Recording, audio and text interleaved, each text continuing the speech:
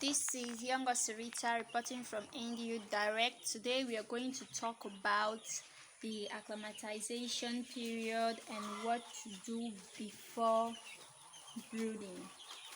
Well, we are going to talk about the preventive measures to take before brooding. So we have some people have asked me to post a video on what to do before brooding because they don't know the steps to carry out. So I'm here to discuss that now.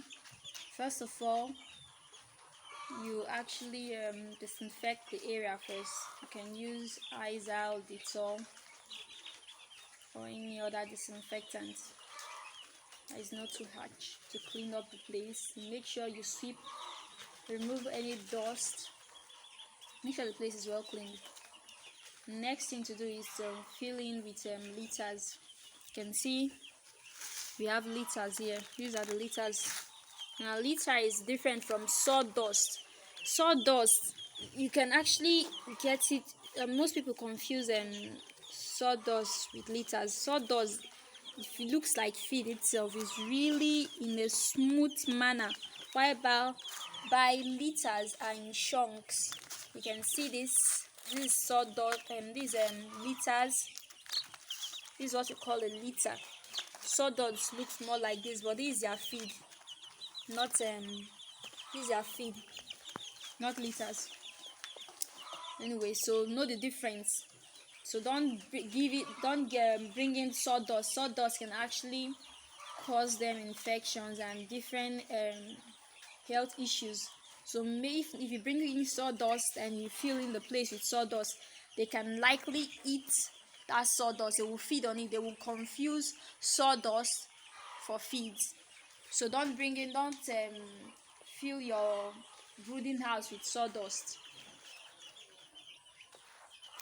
Another step to consider is to make sure you actually provide warming equipment. When I say warming equipment, I mean either you provide a light like this. We have 200 wax bulbs here. These for heat, to actually generate heat. You can use charcoal, or you can use a stove. For those of you don't have money to actually make all this possible, you can use a stove or a charcoal. Just make sure there is a means for heating in your brooding house. This can actually affect their growth rates. So it will actually not, it will definitely affect their growth rate negatively if you do not bring in heating material. So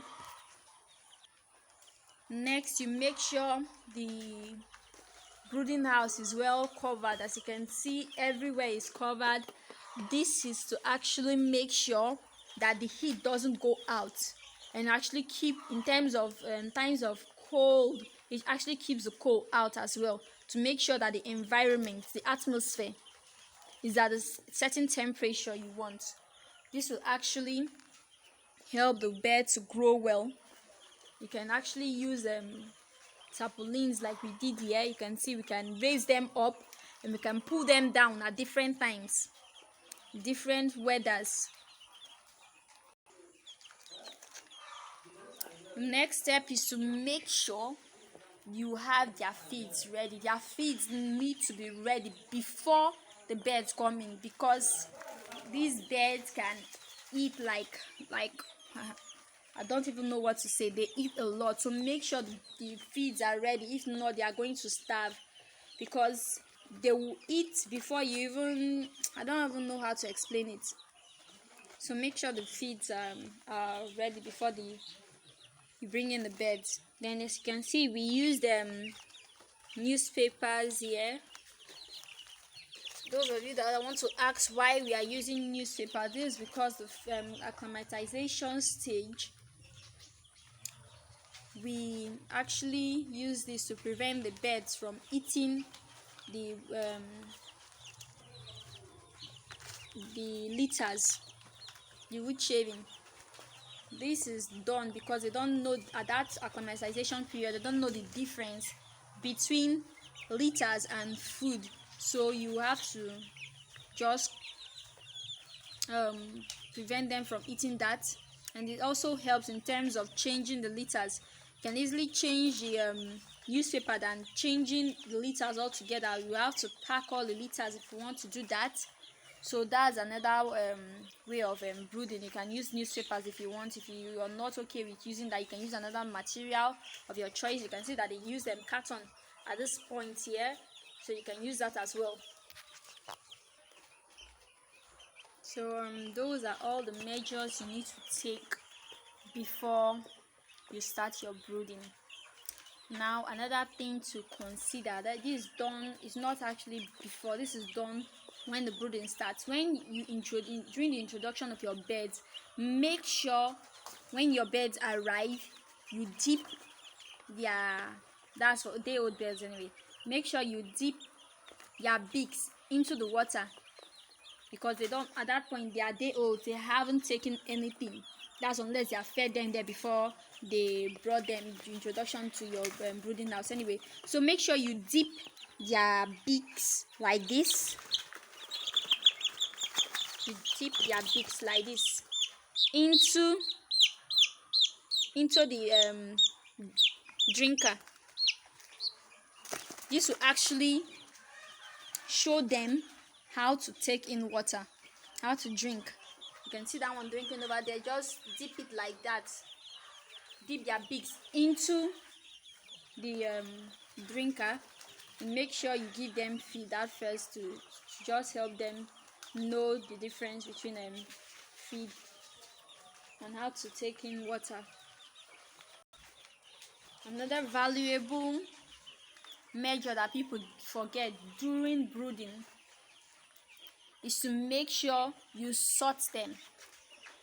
During the acclimatization period, make sure you sort them based on size. You can't keep birds that are smaller with birds that are humongous, that are huge, because the big ones are going to eat more than the small ones. So you sort them based on size and you feed them. Because if you look directly, we have there were some errors here, but most of them are sorted based on size. But there were some few errors there, here and there, whereby they didn't sort them according to size. But if you look at, most of them are almost the same size. That's what you do. You keep the small ones with the small ones. You count them. Small ones this way, big ones this way. Like, you count them that way. You sort them according to size, so that the ones that are bigger are not going to feed more, are not going to intimidate the smaller ones, because definitely their animals there's going to be competition. So you make sure you sort them according to size, so that to eliminate the difference in feed intake. So that's another measure to carry out during brooding. So I'm going to stop here. Next time I'm going to upload a video about what to do during the 3rd week of brooding.